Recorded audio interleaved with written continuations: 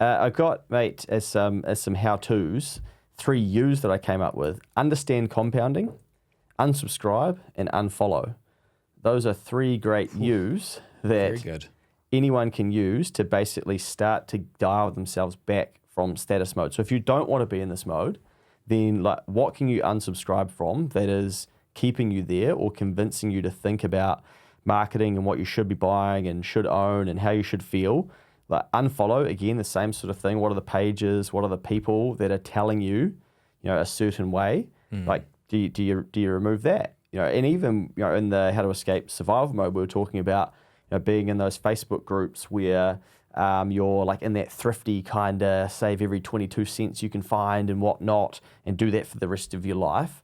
Like maybe you don't want to be in that. And then the same with status. It's like you might have found yourself in a group of people or online where you are, subscribing to a certain way, but then it's just encouraging comparison. So, one family can afford all the baby equipment plus this and, not to work, and you're going, well, fuck, like what's my life about? Like, do you really need to be following that? Yeah.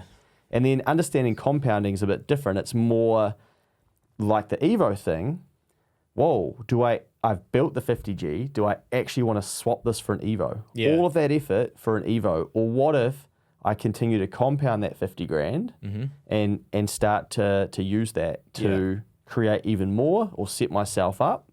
And I think going back to that, part of the why do we not want the Evo when we get to the point that we could have it is that we have, like you say, like we've gone through the journey, but as we go through that journey, we realize that it's not as important, or we start to see the compounding ability and think like you've had to become someone different to afford an Evo outright to the person who affords it with debt. Yeah.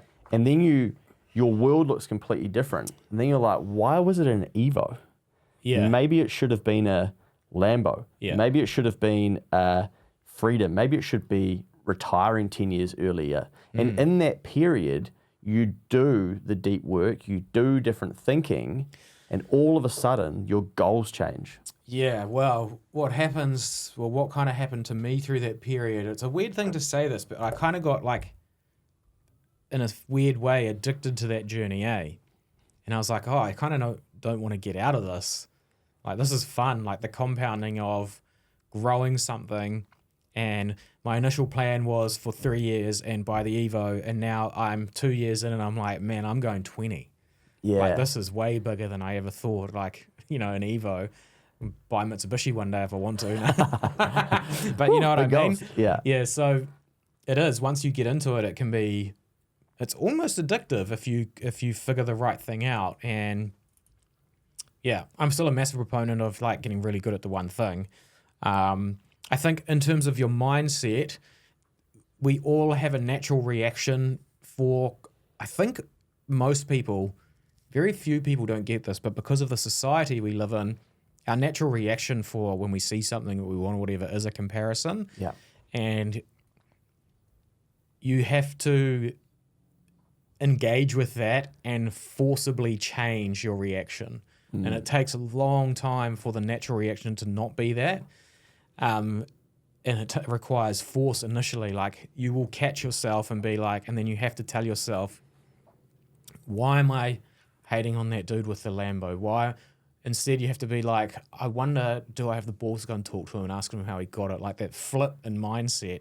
That's just a little example, but that flip in mindset is the way that you get out of it. Because you go from, creating problems to hunting for solutions. And it's a very different way to live.